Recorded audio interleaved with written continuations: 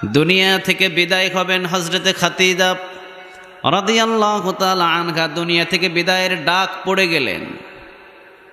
বিশ্বনবী সাল্লাল্লাহু আলাইহি ওয়াসাল্লাম কবর নিয়ে একদিন আলোচনা করতেই খাদিজা রাদিয়াল্লাহু তাআলা আনহা কান্না শুরু করলেন। কাঁদতে কাঁদতে বললেন, ও নবী, খাদিজাও কি দুনিয়া থেকে বিদায় হয়ে যাবে নাকি? খাদিজাও কি দুনিয়া থেকে বিদায় হতে হবে নাকি? বিশ্বনবী মুস্কি হাসি দিয়ে বললেন, কি বলো খাদিজা, কুল্লু নাফসিন যায়িকাতুল মাউত, যাদেরকে জীবন দিয়েছে তাদেরকে মৃত্যু দিবেন কে? ও খাদিজা, তোমার মৃত্যু কোথায় হবে তুমিও জানো না, কিভাবে হবে তুমিও জানো না, তোমার কবরটা কি রকম হবে খাদিজা তুমি বলতে পারবা না।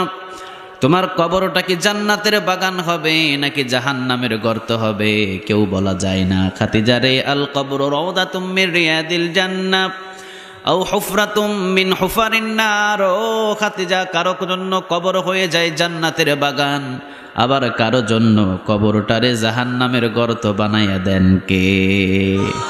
খাদিজা, তুমি কোন দিন কোথায় কিভাবে মারা যাবা বলা যায় না, তোমার কবরটা কি হবে? ও খাদিজা, আমি বিশ্বনবীও জানি না। আল্লাহু আকবার। খাদিজা আরো কান্না শুরু করলেন, আর কান্না বন্ধ হয় না। একদিন, দুই দিন, তিন দিন, ওই যে বিশ্বনবী কবরের ভয় দেখালেন খাদিজারে।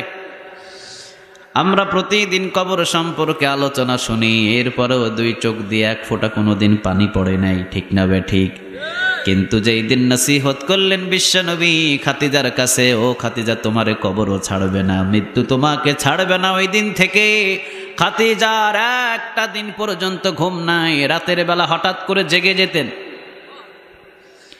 খাদিজা রাদিয়াল্লাহু তাআলা আনহা বিশ্বনবীর পাশে ঘুমিয়ে থাকতেন, হঠাৎ করে জেগে যেতেন, জাগার সাথে সাথে হাও মাও করে কান্না শুরু করতেন। বিশ্বনবীজি মাথায় হাত বুলিয়ে দিয়ে বলতেন, খাদিজা কি হয়েছে তোমার? খাদিজা একটাই কথা, নবী, কবরে খাদিজারে তো ছাড়বে না।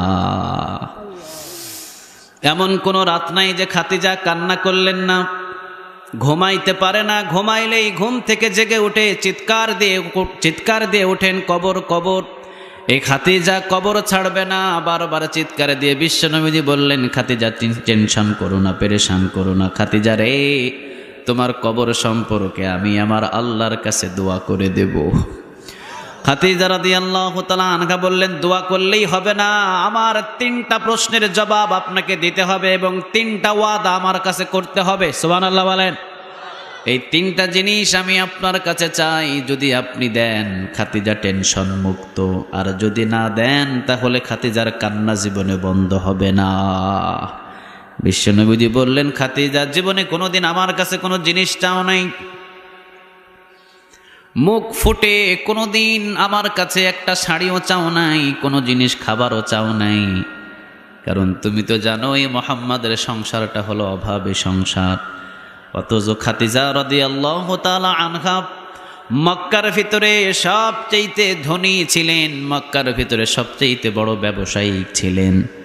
শুধুমাত্র একটা কথার জন্যে বিশ্বনবীজি বলেছিলেন, খাদিজা, ইসলামের জন্য যা খরচ করবা সবগুলো কিয়ামতের ময়দানে পূরণ করে দিবে কে? সেই দিন খাদিজা রাদিয়াল্লাহু তাআলা আনহার যত সম্পদ ছিল সব সম্পদগুলো ইসলামের জন্য, কোরআনের জন্য দান করেছে। সুবহানাল্লাহ বলেন। বিশ্বনবীজি বললেন, খাদিজা, জীবনে কোনোদিন আমার কাছে তুমি কোনো জিনিস চাও নাই, ঠিক আছে খাদিজা, তুমি যা চাইবা তাই আমি বিশ্বনবীজি ওয়াদা দেব, বলো কি চাও? খাদিজা রাদিয়াল্লাহু তাআলা আনহা সুযোগ পেলেন, বিশ্বনবীর কাছ থেকে জিনিস চাইলেন তিনটা। জুড়ে বলেন কয়টা? আরো জুড়ে বলেন কয়টা? বিশ্বনবী নিজেও খাদিজার কান্না বন্ধ করতে পারলেন না, কিন্তু খাদিজা বললেন, যদি তিনটা ওয়াদা দেন, তিনটা জিনিস যদি আপনি আমারে দেন, আমার এই কান্না বন্ধ হবে। খাদিজা রাদিয়াল্লাহু তাআলা আনহার বিশ্বনবী সব বিবির চাইতে বেশি ভালোবাসতেন। সুবহানাল্লাহ বলবেন না? একদিন দোয়া করছেন বিশ্বনবীজি, তাহাজ্জুদ নামাজ পড়ে দুই হাত তুলে, রব্বে কারীম, ও আল্লাহ, আমি যদি মুহাম্মদ কিয়ামতের ময়দানে সবাইকে ভুলে যায়, আমি বিশ্বনবী যদি যেই কিয়ামতের ময়দানে ছেলে তার বাবারে চিনবে না, বাবা তার ছেলেরে চিনবে না, মা তার মেয়েকে চিনবে না, মেয়ে তার মাকে চিনবে না, ও আল্লাহ, কিয়ামতের ময়দানে যদি এই মুহাম্মদ সবাইরে ভুলে যায়, কি মুসিবত হবে কিয়ামতের ময়দানে। সবাইরে যদি ওই মোহাম্মদ ভুলে যায়, আমি যেন আমার খাদিজারে না ভুলে যাই। সুবহানাল্লাহ বলবেন না? আয়েশা রাদিয়াল্লাহু তাআলা আনহা পাশেই ছিলেন, দোয়াটুকু শুনলেন, নিজেও হাত তুলেছিলেন, হাতটা নামিয়ে নিলেন।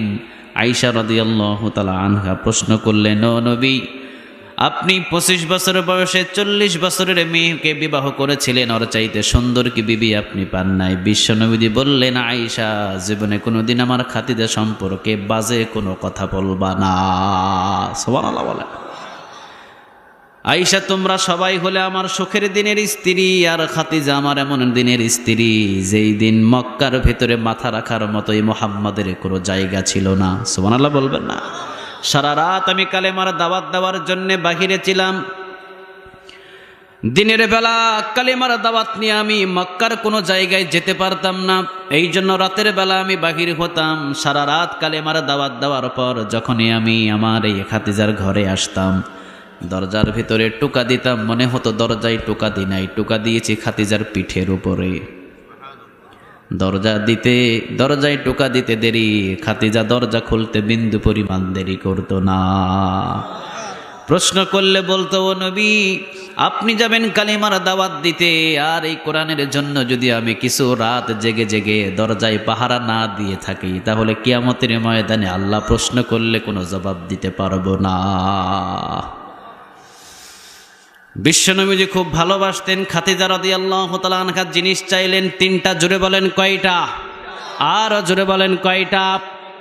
প্রথম নম্বর, ও নবী, কবর থেকে এই খাদিজা অনেক ভয় পায়, ও নবী আপনারে বলতে হবে, আপনার যে জামা আছে ওই জামা মোবারকটা আমি খাদিজার জন্য কাফন বানাইয়া দিবেন। আপনার যদি জামা আমার কাফন থাকে, অবশ্যই অবশ্যই ফেরেশতারা আসলেও চিনবে এইটা হলো মুহাম্মদ সাল্লাল্লাহু আলাইহি ওয়াসাল্লামের যে কোনো একটা আত্মীয় হবে। সুবহানাল্লাহ বলবেন না? আপনার জামা মোবারকটা আমাকে কাফন হিসাবে দেবেন। বিশ্বনবী বললেন, ঠিক আছে খাদিজা, অবশ্যই আমার জামা মোবারক তোমারে দিয়ে দেব। খাদিজা রাদিয়াল্লাহু তাআলা আনহা দ্বিতীয় নম্বর চাহিদাটা চাইলেন, ও নবী, কবরের ভিতরে নামানোর আগে এই খাদিজাকে হয়তো পৃথিবীর কেউ চিনবে না, কোনো ফেরেশতা চিনবে না, ও নবী, আমার কবরে আমাকে নামানোর আগে সর্বপ্রথম আপনি আগে নামবেন। আপনার পায়ের ধুলি যেই কবরে পড়বে, ফেরেশতা এসে চিন্তা করবে নিশ্চয় মুহাম্মাদের পায়ের ধুলি এখানে পড়েছে। আপনি আগে নামবেন, আপনার পিঠ মোবারক আগে আমার কবরে লাগাবেন, এরপরে আমাকে শোয়াবেন। বিশ্বনবী বললেন, ঠিক আছে খাদিজা, এইটাও কোনো টেনশন করো না, আমি করে দেব। তৃতীয় নম্বর, খাদিজা রাদিয়াল্লাহু তাআলা আনহা চাইলেন, ও নবী, তৃতীয় নম্বর চাহিদাটা হলো আমার কবরের ভিতরে যেই প্রশ্নগুলো হবে, মার রাব্বুক ওয়া মা দীনুক মান হাযা রাজুলুল্লাযী বুইসা ফিকুম, ও নবী, এই 3টা যেই প্রশ্ন হবে, তোমার রবকে, তোমার দিন কি, এবং তোমার রাসূলকে কার আদর্শ মতো চলেছ, যখন প্রশ্ন করা হবে, এই খাদিজার ইলম নাই, কালাম নাই, কোনো কিছু নাই, নবী গো, 3টা প্রশ্নের জবাব আপনি দিয়ে দিবেন। সুবহানাল্লাহ বললেন না? আপনি দিয়ে দিবেন এই 3টা প্রশ্নের জবাব। বিশ্বনবী বললেন, ঠিক আছে খাদিজা, 3 নম্বরের ওয়াদাও তোমারে দিয়ে দিলাম। সুবহানাল্লাহ। ও খাদিজা, 3 নম্বরের ওয়াদাও আমি দিয়ে দিলাম। খাদিজা রাদিয়াল্লাহু তাআলা আনহারে উঠাইয়া নিলেন কে? আর জোরে বলেন কে? চলে গেলেন দুনিয়া থেকে বিদায় হয়ে। খাদিজা রাদিয়াল্লাহু তাআলা আনহা দুনিয়া থেকে বিদায় হলেন। বিশ্বনবীর জামা মোবারক তিনি খুলে দিলেন, কাফনের কাফন দিয়ে দিলেন। মাটিতে নামানোর আগে, কবরের ভেতরে নামানোর আগে আগে নামলেন মুহাম্মদ সাল্লাল্লাহু। কত বড় ভাগ্য! সুবহানাল্লাহ বলবেন না?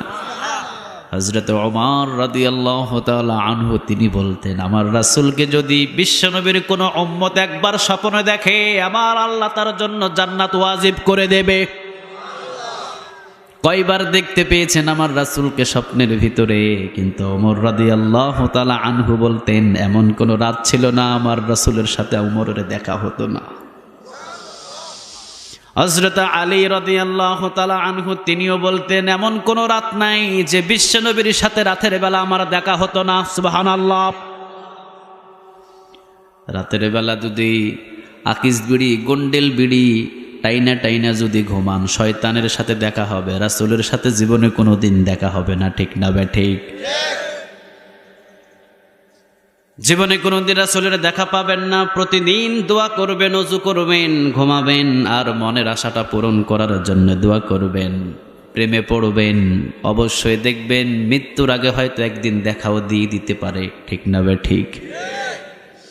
হযরত আলী রাদিয়াল্লাহু তাআলা আনহু তিনি একদিন রাতের বেলা ঘুমালেন, ঘুম থেকে উঠলেন, বিশ্বনবীর সাথে স্বপ্নে জগতে দেখা হয়েছিল হযরত আলী রাদিয়াল্লাহু তাআলা আনহুর। হযরত আলী রাদিয়াল্লাহু তাআলা আনহুর সাথে স্বপ্নে জগতে দেখা হলেন বিশ্বনবী মুহাম্মদ সাল্লাল্লাহু। বিশ্বনবীর দেখা হলেন, বিশ্বনবী আলী রাদিয়াল্লাহু তাআলা আনহুর একটা খেজুর হাদিয়া দিলেন। জোরে বলেন কয়টা? আর জোরে বলেন কয়টা? হযরত আলী রাদিয়াল্লাহু তাআলা আনহুর কানের ভিতরে যখন ফজরের আজান ভেসে আসলো, আলী রাদিয়াল্লাহু তাআলা আনহু ঘুম থেকে উঠলেন, উঠে দেখেন স্বপ্নে জগতে আমার রাসূল যে একটা খেজুর হাদিয়া দিয়েছিলেন ওইটার আঠি এখনো হযরত আলী রাদিয়াল্লাহু তাআলা আনহুর মুখের ভিতরে বিদ্যমান। আঠিটা ফেলে দিলেন হযরত আলী, ওযু করলেন, মসজিদে নববীর দিকে চলে গেলেন। হযরত ওমর রাদিয়াল্লাহু তাআলা আনহুর ইমামতিতে নামাজ শুরু হলো। ওমর রাদিয়াল্লাহু তাআলা আনহু তিনি নামাজ শেষ করলেন। একজন মহিলা বললেন, ওমর, আমার নতুন গাছের খেজুর এসেছে, মসজিদে হাদিয়া দিলাম। এই হাদিয়াটুকু মসজিদের সব সাহাবীদেরকে বেটে দেন, তাবারক দিলাম, তাড়াতাড়ি বেটে দেন, বন্টন করে দেন। হযরত ওমর রাদিয়াল্লাহু তাআলা আনহু সবাইরে খেজুর দিলেন, আলীরেও দিলেন একটা। জোরে বলেন কয়টা? আর জোরে বলেন কয়টা? হযরত আলী রাদিয়াল্লাহু তাআলা আনহু তিনি বললেন, ও ওমর, ওই যে দেখেন ঝুড়ির ভিতরে তো অনেক খেজুর এখনো পর্যন্ত আছে, আলীরে কি আরো দুইটা খেজুর দেওয়া যায় না? ওমর রাদিয়াল্লাহু তাআলা আনহু বললেন, আমার রাসূল তো রাতের বেলা তোমাকে একটা খেজুর দিয়েছে, এই জন্য আমি ওমরও তোমার একটাই দিলাম। এই জন্য ওমর বলতেন, এমন কোন রাত নাই রাসূলের সাথে আমার সাক্ষাৎ হতো না। সুবহানাল্লাহ।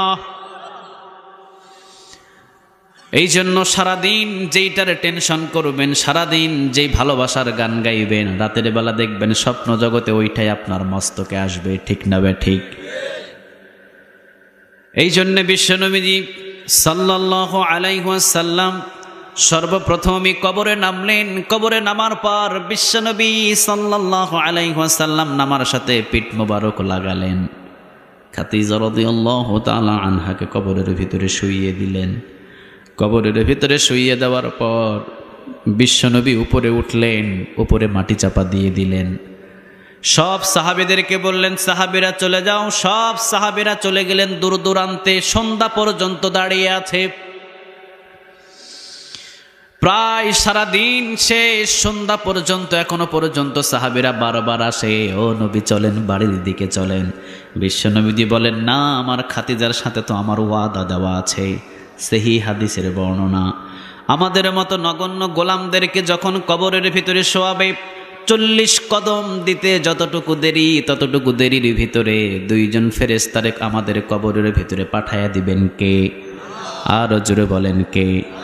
মুনকার নাকির নামে দুইজন ফেরেশতা আসবে প্রশ্ন করার জন্য, মার রব্বুক ওয়া মা দীনুক মান হাযা রাজুলুল্লাযী বুইসা ফিকুম। কিন্তু বিশ্বনবীজি বললেন, আমার খাদিজাকে দাফন করেছি, ঘন্টার পর ঘন্টা চলে গেল, এখনো কেন মুনকার নাকির আসে না? সুবহানাল্লাহ বলবেন না? এখনো কেন আমার খাদিজার অন্ধকার কবরের ভিতরে মুনকার নাকির আসে না? ঘন্টার পর ঘন্টা হলো, প্রায় সন্ধ্যা হয়েছে। সাহাবীরা বললেন, ও নবী চলেন। বিশ্বনবী বললেন, না, আমি যেতে পারবো না, আমি আমার খাদিজাকে তো ওয়াদা দিয়েছি, ওয়াদা ভঙ্গ করে আমি যেতে পারবো না। কখন আসবে ফেরেশতাগুলো? কখন আমার খাদিজাকে প্রশ্ন করবে, আর প্রশ্নের উত্তরগুলো আমি বিশ্বনবী কখন দিয়ে দেব?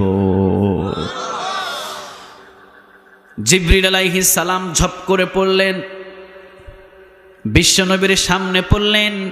জিবরিল আলাইহিস সালাম বললেন, ও নবী, আপনি এতক্ষণ পর্যন্ত এখানে দাঁড়িয়ে আছেন কেন? জিবরিল রে বিশ্বনবীজি বললেন, ভাই জিবরিল, আমি আমার খাতিজার সাথে ওয়াদা দিয়েছিলাম এই কবরের প্রশ্নের জবাবগুলো আমার খাতিজা দিতে পারবে না।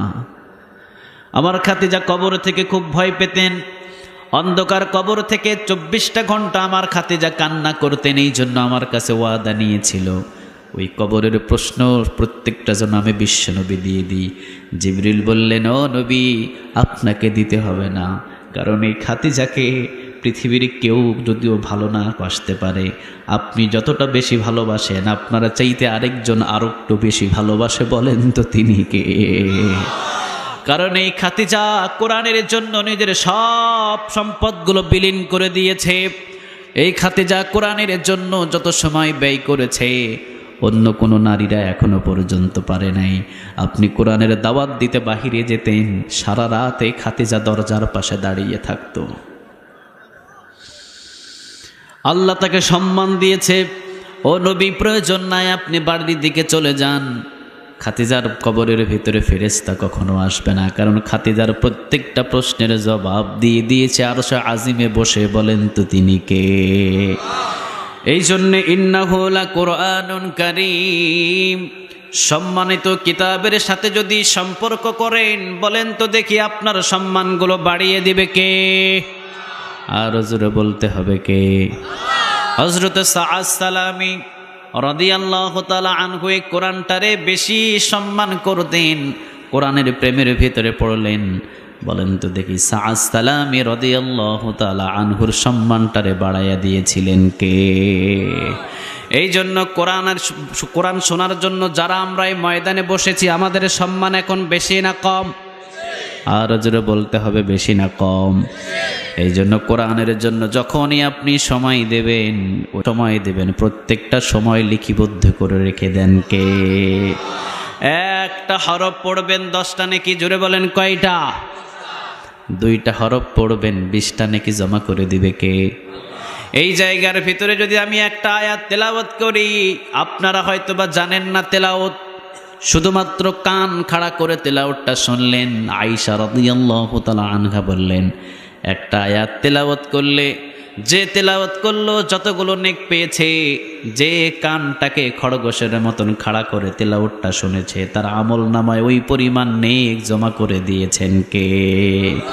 পৃথিবীর ভিতরে কি এমন কোনো কিতাব আছে? কথা কন না কেন? আছে? একটা আয়াত তেলাওয়াত করবেন, একটা ওয়ার্ড তেলাওয়াত করবেন, পড়বেন, 10টা নেক পাবেন, আছে নাকি? কথা বলেন, আছে? আছে নাই? কিন্তু 30 পারা কোরআন থেকে যে কোনো স্থান থেকে আপনি তেলাওয়াত করবেন, সাথে সাথে প্রতি হরফে 10টা করে নেক জমা করে দিবে কে? আরো জোরে বলেন তো দেখি কে? তাহলে কোরআন থেকে আলোচনা শুনবো আপনার। আল্লাহ সুবহানাহু ওয়া তাআলা এই কোরআন থেকে আমাদের প্রত্যেককে আলোচনা শোনার তৌফিক দান করুক, আমরা বলি আমিন। কতক্ষণ আপনারা বসে থাকতে পারবেন? উঠাউঠি করবেন? কথা বলেন, উঠাউঠি করবেন? আমরা অল্প কিছু সময় এখানে কোরআন নিয়ে বিশ্লেষণ করে এরপর এখান থেকে বিদায় নিব ইনশাআল্লাহ। আচ্ছা বলেন, এই কোরআনের ভিতরে সূরা আছে কয়টা? আরো জোরে বলেন, কয়টা? বিশ্বনবীজি একজন গরিব একটা সাহাবীরে প্রশ্ন করলেন, বলো তো দেখি মক্কার ভিতরে মদিনার ভিতরে সবচাইতে ধনী সাহাবী কে? সাহাবী বললেন, ও নবী, আমি তো জানি না মক্কার ভিতরে এবং মদিনার ভিতরে সবচাইতে ধনী সাহাবীটাকে। এবার বিশ্বনবীজি ওই সাহাবীরে বললেন, তোমার পরিস্থিতি কি রকম? সাহাবী বললেন, ও নবী, আমার ঘরও নাই, আমার বাড়িও নাই, আমার ঘরও নাই, আমার বাড়িও নাই, কোনো কিছু নাই, আমি মক্কার ভিতরে সবচাইতে দুঃখী মানুষ। এইবার রাসূল প্রশ্ন করলেন, সূরাতুল ফাতিহা জানো নাকি? সাহাবী বললেন, হ্যাঁ, সূরাতুল ফাতিহা আমি জানি। বিশ্বনবীজি বললেন, সূরা ইখলাস জানো নাকি? সাহাবী বললেন, হ্যাঁ, সূরা ইখলাস জানি। বিশ্বনবীজি বললেন, আয়াতুল কুরসি জানো নাকি? সাহাবী বললেন, হ্যাঁ, আয়াতুল কুরসিও জানি। বিশ্বনবীজি বললেন, সূরা কাফিরুন জানো নাকি? সাহাবী বললেন, হ্যাঁ, সূরা কাফিরুন জানি। বিশ্বনবীজি বললেন, মক্কা এবং মদিনার ভিতরে সবচাইতে ধনী সাহাবী হলে তুমি। আর যারা বলেন সুবহানাল্লাহ। তাহলে 4 থেকে 5টা সূরা যার ভিতরে আছে তাকে কখনো গরিব বলা যাবে? কথা বলেন, যাবে? যাবে? বিশ্বনবীজি বললেন, তুমি জানো না যেই কয়টা সূরার নাম বললাম এই কয়টা সূরা অনেক সম্মানিত। সূরাতুল ফাতিহা এমন একটা সূরা একবার পড়লে 15 পারা কোরআন তেলাওয়াতের নেক আমলনামায় জমা করে দেন কে? এটা কি যেমন তেমন সূরা? সুবহানাল্লাহ বলবেন না? একবার যদি পড়েন সূরাতুল ফাতিহা তাহলে 15 পারা কোরআন তেলাওয়াতের নেক আমলনামায় জমা করেন কে? দুইবার যদি পড়েন সূরাতুল ফাতিহা থেকে সূরা নাস পর্যন্ত পুরো কোরআন তেলাওয়াত করলে যেই নেক পেতেন ওই নেকটা আমলনামায় জমা করে দিবে কে? বিশ্বনবী বললেন সূরা ইখলাস এমন একটা সূরা একবার পড়লে 10 পারা কোরআন তেলাওয়াতের নেক আমলনামায় জমা করেন কে? দুইবার যদি পড়েন তাহলে 20, তিনবার যদি পড়েন পুরা 30 পারা কোরআন তেলাওয়াতের নেক আমলনামায় জমা করেন কে? আবার বললেন আয়াতুল কুরসি যদি একবার পড়েন তাহলে কমসে কম 15 পারা কোরআন তেলাওয়াতের নেক আমলনামায় জমা করেন কে? সূরা কাফিরুন যদি আপনি একবার পড়েন 7.5 পারা কোরআন তেলাওয়াতের নেক আমলনামায় জমা হয়ে যাবে। সুবহানাল্লাহ বললেন না? আবার বিশ্বনবী বলেন আয়াতুল কুরসি হলো এমন মান ক্বারা আয়াতুল কুরসি ফি দুবুরি কুল্লি সালাতিন মাকতুবা লাম ইয়ামনাহু মিন দুখুলিল জান্নাহ ইল্লা আইয়ামুত। বিশ্বনবী বললেন প্রত্যেক ফরজ নামাজের পর কোন বান্দাগুলো যদি আয়াতুল কুরসি রেগুলার পড়ে, প্রত্যেক ফরজ নামাজের পর, জোরে বলেন কোন নামাজ? আর জোরে বলেন কোন নামাজ? প্রত্যেক ফরজ নামাজের পর কোন বান্দা যদি রেগুলার আয়াতুল কুরসি তেলাওয়াত করে বিশ্বনবী বলেন লোকটা জান্নাতে চলে যায়। সাহাবীরা বললেন ও নবী এখনো তো জান্নাতে যাইতে পারলাম না। বিশ্বনবী বললেন মৃত্যুটা জান্নাতে যাওয়ার জন্য বাধা হয়ে আছে, মৃত্যুবরণ করলে জান্নাতে ঢুকাইয়া দিবে কে? এই জন্যই প্রত্যেকটা সূরা হলো দামি। আল্লাহ যেন আমাদের সবাইকে এই সূরাগুলো শেখার তৌফিক দান করে, আমরা বলি আমিন। আর জোরে বলি আমিন। আজকে আমরা কথা শুনবো 95 নাম্বার সূরা থেকে। কত নাম্বার? ক্রমিক নাম্বার কত? সবাই বলেন। হ্যাঁ, 95 নাম্বার সূরা থেকে আমরা কথা শুনবো। তাহলে এই কোরআনের সূরা আছে কয়টা? 114টা। 95 নাম্বার সূরা সূরা আত-তিন। সূরার নাম কি বলেন? সূরা আত-তিন। আল্লাহ প্রথমেই এই 4টা কসম সূরার ভিতরে খেলেন। সর্বপ্রথমই ওয়াত-তিন বলে আল্লাহ বললেন 3 ফলের কসম। কি ফলের কসম বলেন? ওয়াজ-জাইতুন, জাইতুন ফলের কসম। কসম হইল কয়টা? আল্লাহ বললেন ওয়াত-তিন, 3 ফলের কসম। ওয়াজ-জাইতুন, জাইতুন ফলের কসম। ওয়া-তুর সিনিন, তুর পর্বতের কসম। যেই তুর পর্বতে মূসা আলাইহিস সালামের সাথে কথা বলতেন কে? আর জুড়ে বলেন তো দেখি কে? তুর পর্বতে মূসা আলাইহিস সালামের সাথে 80 থেকে 82 হাজার ভাষা দিয়ে কথা বললেন আল্লাহ। সুবহানাল্লাহ বলেন। 80 থেকে 82টা ভাষা, 80 থেকে 82 হাজার ভাষা। পয়গম্বর মূসা আলাইহিস সালামের সাথে কথা বললেন। পয়গম্বর মূসা আলাইহিস সালাম বলেন আল্লাহ কি বললেন কিছুই বুঝি নাই। আল্লাহ বললেন পয়গম্বর মূসা 82 হাজার ভাষা দিয়ে তোমার সাথে আমি কথা বললাম, কারণ এই 82 হাজার ভাষার ভিতরে তোমার মাতৃভাষা নাই। আসো এইবার তোমার মাতৃভাষায় আমি আল্লাহ রাব্বুল আলামিন তোমার সাথে কথা বলবো। এইবার পয়গম্বর মূসা আলাইহিস সালামের মাতৃভাষা দিয়ে কথা বলা শুরু করলেন কে? আর জোরে বলেন তো দেখি কে? আল্লাহ রাব্বুল আলামিন সব ভাষার শিক্ষক, ঠিক না বে ঠিক? পয়গম্বর মূসা আলাইহিস সালামের সাথে এইবার যখন কথা বলা শুরু করলেন প্রায় 2.5 থেকে 3 ঘন্টা পর্যন্ত কোনো কথা নাই। 2.5 থেকে 3 ঘন্টা পর্যন্ত শুধুমাত্র আখিরি জামানার পয়গম্বরের উম্মতের প্রশংসা করেছে। পয়গম্বর মূসা আলাইহিস সালাম বলেন আমার উম্মতের কথা একবারও বললেন না। যুগে যুগে যত নবী এবং যত রাসূল এসেছে কারো উম্মতের কথা আপনি বললেন না। আপনি শুধু বললেন আখিরি জামানার উম্মতের কথা, আখিরি নবীর কথা। যে যাকে বেশি ভালোবাসে তার প্রশংসা তার তত বেশি করে, ঠিক না বে ঠিক? পয়গম্বর মূসা আলাইহিস সালাম বলেন এটা আবার কোন আখিরি জামানার উম্মত রব্বে কারীম, আপনি একটু আমাদেরকে আমারে একটু দেখায়া দেন। আল্লাহ সেই দিন একটু আওয়াজ আমাদের শুনিয়ে দিয়েছিলেন পয়গম্বর মূসা আলাইহিস সালাম রে। আল্লাহর রূহ জগতের ভিতরে আমাদের সবাই রে প্রশ্ন করেছিলেন আখিরি জামানার উম্মতরা সবাই কেমন আছো? সুবহানাল্লাহ বলেন। আমরা সেই দিন উত্তর দিয়েছিলাম অন্য কোনো ভাষা দিয়ে নয়, একটা ভাষা দিয়ে উত্তর দিয়েছিলাম। সবাই একযোগে পড়েছিলাম আলহামদুলিল্লাহ। সুবহানাল্লাহ বলবেন না? পয়গম্বর মূসা আলাইহিস সালাম এই তুর পর্বতে আল্লাহ রাব্বুল আলামিনের কাছে 8 বার দোয়া করলেন। জোরে বলেন কয়বার? 8 বার পয়গম্বর মূসা আলাইহিস সালাম আল্লাহর কাছে দোয়া করলেন, আল্লাহ এই আখিরি উম্মতগুলোরে পয়গম্বর মূসা আলাইহিস সালাম রে দিয়া দেন। তাদেরকে প্রশ্ন করেছেন কেমন আছো, তারা যেই উত্তর দিয়েছে আমি পয়গম্বর মূসা আলাইহিস সালাম পাগল হয়ে গেছি। ও আল্লাহ তাদেরকে দিয়ে দেন। আল্লাহ বললেন হবে না। সুবহানাল্লাহ বলবেন না? এইটা হলো অনেক দামি উম্মত। দামি উম্মতকে দামি নবীর জন্য রেখে দিয়েছি, তোমাকে দেওয়া যাবে না। 8 বার দোয়া করলেন পয়গম্বর মূসা আলাইহিস সালাম। 8 বার দোয়া করার পর 9 বার যেই দোয়াটা করলেন, ও আল্লাহ আপনি যখন এই আখিরি উম্মতকে আমি মূসা আলাইহিস সালাম রে দিবেন না, তাহলে আমি মূসা আলাইহিস সালাম রে আখিরি উম্মতের সাথে শামিল করে নেন। মানে পয়গম্বর মূসা আলাইহিস সালাম রেও আখিরি উম্মত বানায়া দেন। সুবহানাল্লাহ বলেন। আল্লাহ বললেন মঞ্জুর হবে না। তুর পর্বতের কসম খাইলেন আল্লাহ রাব্বুল আলামিন। যেই তুর পর্বতে মূসা আলাইহিস সালামের সাথে কথা বলতেন কে? ওয়াহাযাল বালাদিল আমিন। চতুর্থ নম্বরে যেই কসম খাইলেন ওই কসমটা হলো নিরাপদ মক্কা নগরীর কসম। সুবহানাল্লাহ বলেন। নিরাপদ মক্কা নগরীর কসম খাইলেন। এই কসম হলো 4টা। জোরে বলেন কয়টা?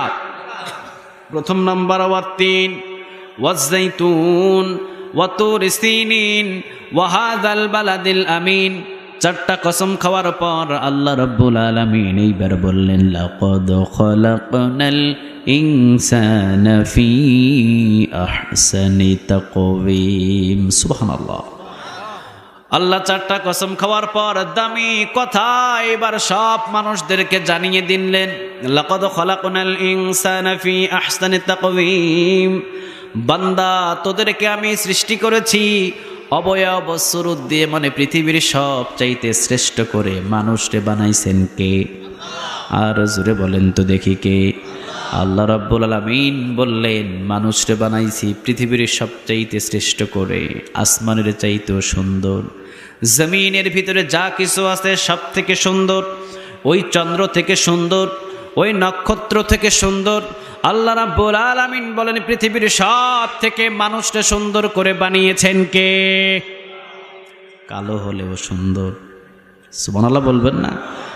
চেহারা যদিও কয়লার মতো কালো হয়, এরপরও তাকে সুন্দর করে বানালেন কে? হযরত বেলাল রাদিয়াল্লাহু তাআলা আনহু ছিলেন অনেক কালো, কিন্তু কলিজাটার দাম বেশি না কম? কথা কন না কেন? বেলাল রাদিয়াল্লাহু তাআলা আনহুর পায়ের ধুলা যদি এক পাল্লায় দেন, আর পৃথিবীর সব মুসলমানের নেক আমলগুলো যদি এক পাল্লায় দেন, বেলাল রাদিয়াল্লাহু তাআলা আনহুর পায়ের ধুলো সম পরিমাণ হবে না।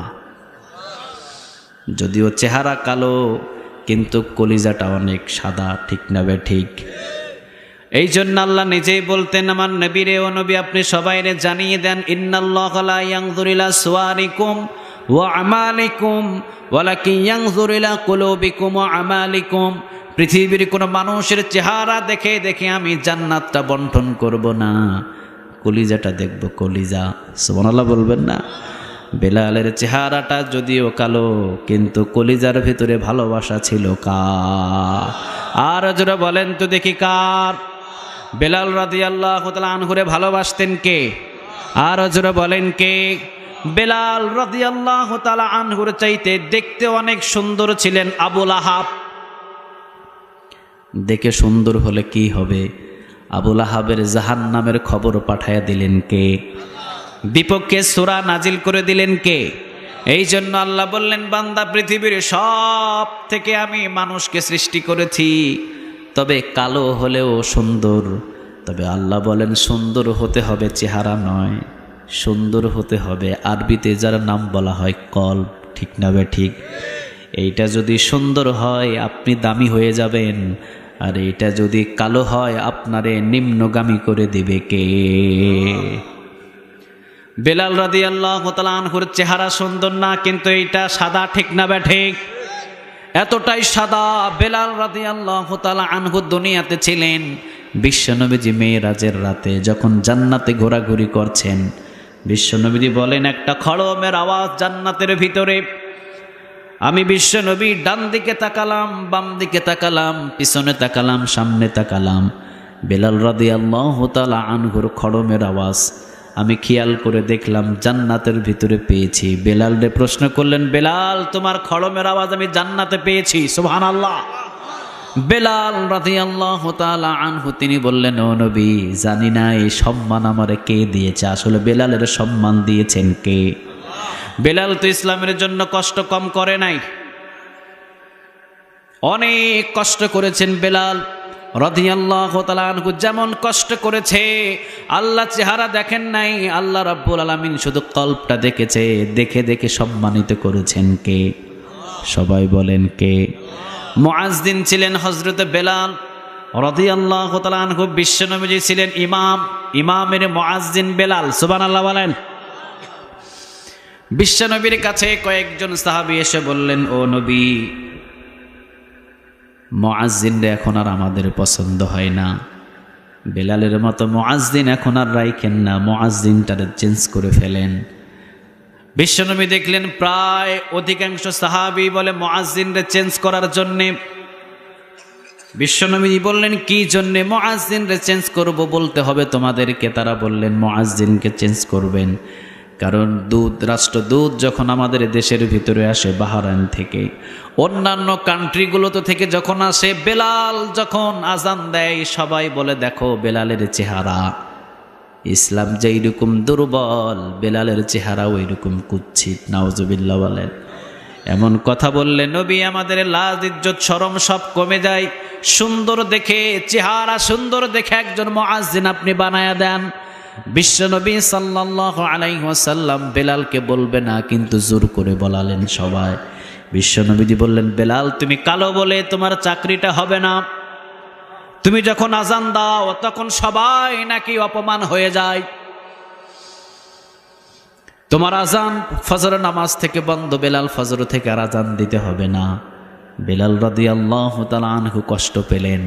সবাই মসজিদে নববী থেকে বাড়ি চলে গেলেন। মসজিদে নববীর এক কোনায় বসে বেলাল রাদিয়াল্লাহু তাআলা আনহু দোয়া শুরু করলেন একজনের কাছে, বলেন তো তিনি কে? আর জোরে বলেন তো তিনি কে?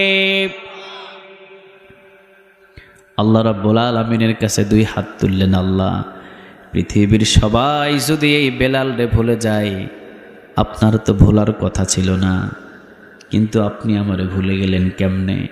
উমাইয়া এত নির্যাতন করেছে আমাকে, কই নির্যাতন করে তো আপনার জিকির আমার জবান থেকে সরাতে পারে নাই, ঠিক না ব্যাঠিক? যেই গরু একটু দুষ্টুমি বেশি করে লাশ পর্যন্ত গরুর নাকটা ছিদ্র করে, ঠিক কিনা? বেলাল রাদিয়াল্লাহু তাআলা আনহুর নাকটা ছিদ্র করলেন। উমাইয়া বললেন, নাক ছিদ্র করে রশি বাঁধলেন, মক্কার আনাচে কানাচে ঘোরালেন, বেলালের জবান থেকে আল্লাহর জিকির সরাতে পারে নাই। বেলাল রাদিয়াল্লাহু তাআলা আনহু পৃথিবীর কারো পাগল ছিল না, বেলাল রাদিয়াল্লাহু তাআলা আনহু পাগল ছিল না। একজন আর বলেন তিনি কে? শুধুমাত্র আল্লাহর পাগল ছিলেন বেলাল রাদিয়াল্লাহু তাআলা আনহু। মসজিদে নববীতে শুয়ে শুয়ে এবং বসে বসে বললেন, আল্লাহ পৃথিবীর সবাই যখন ভুলে গেল, আপনিও আমারে ভুলে গেলেন। কত ইচ্ছা ছিল জীবন্ত ভর রাসূলের পিছনে আজান দিয়ে আমি দুনিয়া থেকে বিদায় হব, কিন্তু মুআজ্জিনের চাকরি যখন চলে গেছে, আল্লাহ যাক আপনিও যখন ভুলে গেলেন, কিন্তু বেলাল জীবনে কোনোদিন আপনারে ভুলবে না। সুবহানাল্লাহ বলবেন না? সবাই যদিও ভুলে যায়, কিন্তু ওরা বেলাল আপনারে কখনো ভুলবে না। আমার একটু উচ্চারণ ছোট্ট ছোট্ট একটু উচ্চারণ ভুল হয়, এই জিহ্বা তো এমনে এমনে ভুল হয় না। উমাইয়া আমার এই জিহ্বার ভিতরে 5টা বাবলা গাছের কাঁটা ঢুকিয়েছিলেন। জুড়ে বলেন কয়টা? জ্বলন্ত কয়লা আমি বেলালের মুখের এই জিহ্বার ভিতরে দিয়েছিলেন, এই জন্যে জিহ্বাটাতে একটু প্যাঁচ লেগে যায়, উচ্চারণ একটু ভুল হয়, একটু অশুদ্ধ হয়, এবং আজান দিতে উঠলে চেহারা না দেখে, চেহারা দেখে নাকি সবার মান ইজ্জত কমে যায়। বেলাল রাদিয়াল্লাহু তাআলা আনহু মসজিদে নববীতে সারা রাত কাটিয়ে দিলেন। সুবহে সাদিক হলো, আজান দিয়ে দিলেন। চেহারা অনেক সুন্দর রত চেহারার একজন মুয়াজ্জিনকে নিযুক্ত করে তিনি আজান দিলেন। বিশ্বনবীজি মসজিদে নববীতে আসলেন, সবাই আসলেন, আবু বকর আসলেন, ওমর আসলেন, সবাই আসলেন। কিন্তু আধা ঘন্টা পরে সুবহে সাদিক হওয়ার কথা, 3 ঘন্টা হয়ে যায়, এখনো অন্ধকার। বিশ্বনবীজি বসে আছেন, মুয়াজ্জিন পাশে বসে আছে। বিশ্বনবী পাশের মুয়াজ্জিনকেও দেখে না। আল্লাহু আকবার। বলেন তো দেখে অন্ধকার করেছেন কে? আরো বলেন কে? আল্লাহ রাব্বুল আলামিন বললেন, বেলাল যতক্ষণ পর্যন্ত আজান না হবে কিয়ামত পর্যন্ত অন্ধকার থাকবে। বিশ্বনবী সাল্লাল্লাহু আলাইহি ওয়াসাল্লাম দীর্ঘ সময় অপেক্ষা করার পর জিবরিল আলাইহিস সালাম বিশ্বনবীর সামনে আসলেন, বসলেন। ও নবী, আপনার এই জায়গাতে আজ পর্যন্ত ফজরের আজান কি এখনো হয় নাই? বিশ্বনবীজি বলেন, কেন? ফজরের আজান হয়েছে অনেক সুন্দরভাবে, ফজরের আজান হয়েছে, দেখতেও অনেক সুন্দর মুয়াজ্জিনের চেহারা, এবং যেই মুয়াজ্জিন আজান দিয়েছে অনেক কণ্ঠ সুন্দর, চেহারাও সুন্দর। বিশ্বনবীর কাছে জিবরিল আলাইহিস সালাম বললেন, ও নবী, আল্লাহ রাব্বুল আলামিন এইমাত্র আমাকে পাঠালেন, পৃথিবীর কারো আর ক্ষমতা নাই বেলালকে মুয়াজ্জিন থেকে সরাতে পারে, কারণ এখন কোনো জায়গা থেকে অর্ডার আসে নাই, অর্ডার আসছে একজনের পক্ষ থেকে। বলেন তিনি কে? বেলালকে আজান দিতে বলেন, আজান দিলেই সুবহে সাদিক হয়ে যাবে। আর বেলাল রাদিয়াল্লাহু তাআলা আনহু যদি আজান না দেয় সুবহে সাদিক কিয়ামত পর্যন্ত হবে না। বিশ্বনবীজি বেলালরে ডাক দিয়ে বললেন, বেলাল আজান দাও। সুবহানাল্লাহ বলবেন না? বেলাল আজান দাও। আল্লাহ রাব্বুল আলামিন বলে দিলেন, ও নবী, ওয়াত্তিন ওয়াজ-যাইতুন ওয়া তুরি সিনিন ওয়া হাযাল বালাদিল আমিন লাকাদ খালাকনাল ইনসানা ফি আহসানি তাকওয়িম। ও নবী, বেলালের চেহারা দেখে তো আমি আল্লাহ তারে কবুল করি নাই, দেখছি হলো কলিজা। সুবহানাল্লাহ বলবেন না? শুধু রং সাদা হলেই হয় না, ঠিক না ঠিক? রং সাদা হলেই হয় না। আমেরিকাতে যান, বাহিরের কান্ট্রিগুলোতে যান, মাথা থেকে পা পর্যন্ত, চুল পর্যন্ত সাদা, কিন্তু নাস্তিক, জাহান্নামের আগুনে জ্বালাবে কে? আর জোরে বলেন কে? আর চেহারা যদিও খারাপ, কিন্তু আল্লাহর প্রতি যদি ঈমান থাকে জান্নাতের ভিতরে ঢুকাইয়া দিবে কে? এই জন্য আল্লাহ বললেন, লাকাদ খালাকনাল ইনসানা ফি আহসানি তাকওয়িম, সব চাতে অবয়ব সুরত দিয়ে মানুষদেরকে বানালেন কে? আর জোরে বলেন তো দেখি কে? পৃথিবীর সব কিছুর চাইতে মানুষদেরকে ভালোবাসেন কে? সুবহানাল্লাহ বলবেন না? পৃথিবীর সব কিছুর চাইতে আল্লাহ মানুষকে বেশি ভালোবাসে, গুনাহ করলেও ভালোবাসে। সুবহানাল্লাহ। বাড়িতে গিয়ে বলেন, 80 বছর আপনি গুনাহ করেছেন, আল্লাহ বলেন 1 মিনিট আমি তোরে মাফ করে দেব। তাওবা করতে দেরি, মাফ করতে দেরি করবে নাকি? 50 বছর গুনাহ হয়েছে আপনার, আপনি শুধু তাওবা করবেন, তাওবা করতে দেরি হবে, গুনাহগুলোরে মাফ করতে দেরি করবে নাকি? পরের আয়াতে আল্লাহ বললেন, সুম্মা রাদাদনাহু আসফালা সাফিলিন, খুব সুন্দর করে বান্দা আমি তোদেরকে বানিয়েছি, তবে হ্যাঁ, আমি আল্লাহ রাব্বুল আলামিন আবার তোদেরকে দিনের পর দিন দুর্বল করে দিই। বলেন তো, সুন্দর চেহারা দিয়েছে, সুন্দর হাত দিয়েছে, সুন্দর চোখ দিয়েছে, কান দিয়েছে, আবার প্রত্যেকটা অঙ্গগুলোকে দুর্বল বানায়া দেন কে? এই দুর্বল হয় পৃথিবীর কারো হুকুমে নয়, দুর্বল হয় কার হুকুমে? কথা বলতে হবে, কার হুকুমে? আল্লাহ বলেন, প্রত্যেকটা মানুষরা আমি দুর্বল বানাই। সুম্মা রাদাদনাহু আসফালা সাফিলিন, আমি হাত দুর্বল করে দিই, পা দুর্বল করে দিই, কান দিয়ে যৌবন বয়সে আধা কিলো দূর থেকে আওয়াজ শুনে, যখন বয়স হয় 90 বছর কানের কাছে মুখটা লাগায় কথা বললেও শোনে না, ঠিক না বে ঠিক? আধা কিলো পর্যন্ত চিনতে পারে কে আসতেছে। এই চোখ দিয়ে যখন বয়স হয়ে যায় 90 বছর, চোখ দিয়ে সামনে নাতি ঘোরাঘুরি করে, নাতিরেও চিনে না। চোখের দৃষ্টিগুলো কেড়ে নিলেন কে? আর জোরে বলেন কে? এই জন্য আল্লাহ বলছেন, সবচেয়ে সুন্দর করে বানিয়েছি। সুম্মা রাদাদনাহু আসফালা সাফিলিন, আবার দিনের পর দিন আমি তাকে নিচের দিকে নামিয়ে দিই। এই হাত দিয়ে 25 কেজি, বাম হাত দিয়ে 25 কেজি, পাশের বাজার থেকে 50 কেজি ওজন বাড়িতে নিয়ে আসে যৌবন বয়সে। বয়স যখন হয়েছে 90 বছর, এখন লাঠি দিয়া নিজের শরীরটাও চালাইতে পারে না। হাতের শক্তিটা নিয়ে নিল কে? আর জোরে বলেন কে? মারছে একটা দৌড়, এক দৌড়ে 3 কিলোমিটার, 3 কিলো গিয়ে থামছে। বয়স যখন হয়েছে 70 থেকে 80, বাড়ির উঠান থেকে গোসলখানা পর্যন্ত আসতে পারে না, 2 জনের কাঁধের উপরে ভর দিয়ে আসতে হয়। বলেন তো দেখি শক্তিটা নিয়ে নিলেন কে? আল্লাহ বললেন, খুব সুন্দর করে বানিয়েছি, অনেক সুন্দর করে বানিয়েছি তোকে, তাকিয়ে দেখ নিজের চেহারার দিকে। তবে হ্যাঁ, সুম্মা রাদাদনাহু আসফালা সাফিলিন, নিচ থেকে একবারে নিচের দিকে তোকে আবার নামিয়ে দিই। কত সুন্দর দাঁত দিয়েছিলাম যৌবন বয়সে, বৃদ্ধকালে দাঁতগুলো উঠায়া দিলেন কে? কথা বলেন না কেন কে? চুলের রং কালো, বয়স যত বাড়ে চুলের রং সাদা করেন কে? আল্লাহ বললেন, নিচ থেকে নিচের দিকে নামিয়ে দিই। তবে হ্যাঁ, আসফাল সাফিলিন, নিচের দিকে নামিয়ে দিই। কিছু কিছু মানুষ আছে তাদেরকে একবারে নিচে নামাই না। সুবহানাল্লাহ বলে। তারা কারা? আল্লাহ বললেন, তারা হলো ইল্লাল্লাযীনা আমানু ওয়া আমিলুস সলিহাতি ফালাহুম আজরুন গায়রু মামনুন ফামা ইউকাযযিবুকা বা'দু বিদ্দীন আলাইসাল্লাহু বিআহকামিল হাকিমিন। সুবহানাল্লাহ বলে। এদেরকে আমি নিচের দিকে নামাই না, বরং এরা যত বৃদ্ধ হয় তত দাম বাড়ায়া দেন কে? ইল্লাল্লাযীনা আমানু, মানে যারা ঈমান আনে, ওয়া আমিলুস সালিহাত, নেক আমল করে, কিয়ামতটারে বিশ্বাস করে, আমি আল্লাহর ইবাদতের ভিতরে মশগুল থাকে, তারা যত বৃদ্ধ হয় তাদের দাম দিন দিন বাড়ায়া দেন কে? দিনের বেলা লাঠি ঢোকা দিয়ে দিয়ে দিনের বেলা হাঁটতেও পারে না।